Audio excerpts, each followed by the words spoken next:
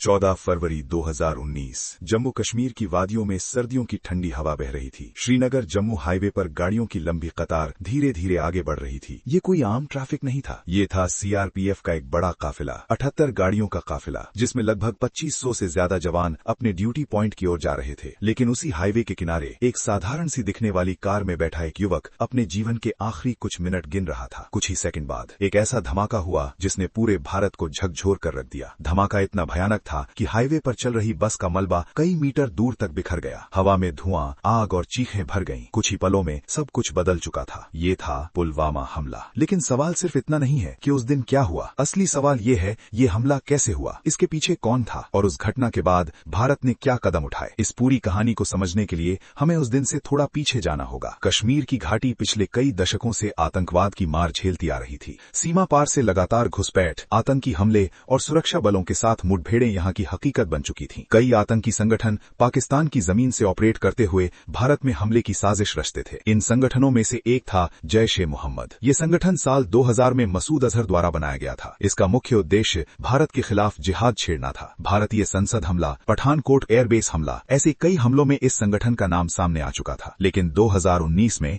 ये संगठन एक ऐसा हमला करने जा रहा था जो पूरे देश को हिला देगा। इस हमले का चेहरा बनने वाला था एक स्थानीय कश्मीरी युवक आदिल अहमद डार। आदिल अहमद डार पुलवामा जिले के काकापुरा इलाके का रहने वाला था। वो एक सामान्य परिवार से था, लेकिन 2018 में वो जैश-ए-मोहम्मद में शामिल हो गया। धीरे धीरे उसे आत्मघाती हमले के लिए तैयार किया गया। जांच एजेंसियों के अनुसार आदिल को लंबे समय तक ट्रेनिंग दी गई। उसे विस्फोटक इस्तेमाल करना सिखाया गया और फिर एक मिशन दिया गया, सीआरपीएफ के काफिले को निशाना बनाना। 14 फरवरी 2019 की सुबह जम्मू से श्रीनगर की ओर सीआरपीएफ का काफिला रवाना हुआ। भारी बर्फबारी के कारण कई दिनों तक हाईवे बंद रहा था, इसलिए उस दिन बड़ी संख्या में जवान एक साथ भेजे जा रहे थे। काफिले में 78 वाहन थे। दोपहर करीब 3:15 काफिला पुलवामा जिले के अवंतीपुरा इलाके में पहुंचा। हाईवे के पास एक कार धीरे धीरे काफिले की तरफ बढ़ रही थी। उस कार में लगभग 200 किलो से ज्यादा विस्फोटक भरे हुए थे, जिनमें आरडीएक्स और अन्य शक्तिशाली सामग्री शामिल थी। जैसे ही सीआरपीएफ की बस पास आई, आदिल अहमद डार ने अपनी कार सीधे बस से टकरा दी और अगले ही पल एक भीषण विस्फोट हुआ। धमाका इतना पावरफुल था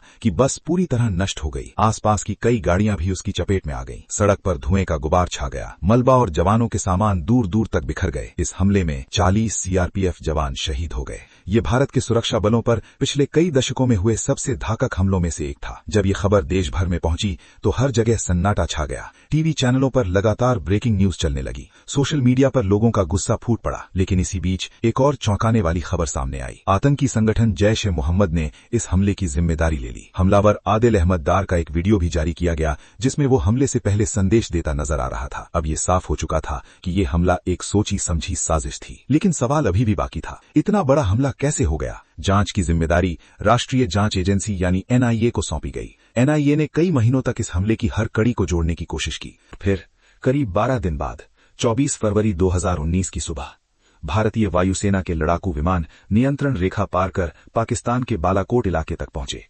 ये भारतीय वायुसेना की एक बड़ी कार्रवाई थी। भारतीय अधिकारियों के अनुसार इस ऑपरेशन में जैश-ए-मोहम्मद के एक बड़े प्रशिक्षण केंद्र को निशाना बनाया गया। 23 फरवरी 2019 को पाकिस्तान वायुसेना ने जवाबी कार्रवाई की कोशिश की। दोनों देशों के लड़ाकू विमानों के बीच हवाई संघर्ष हुआ। इसी दौरान भारतीय वायुसेना के एक मिग-21 विमान को नुकसान हुआ और उसके pilot wing commander Abhinandan Varthaman Pakistan की सीमा में चले गए। पाकिस्तान ने अंतर्राष्ट्रीय दबाव के बीच अभिनंदन वर्धमान को रिहा कर दिया।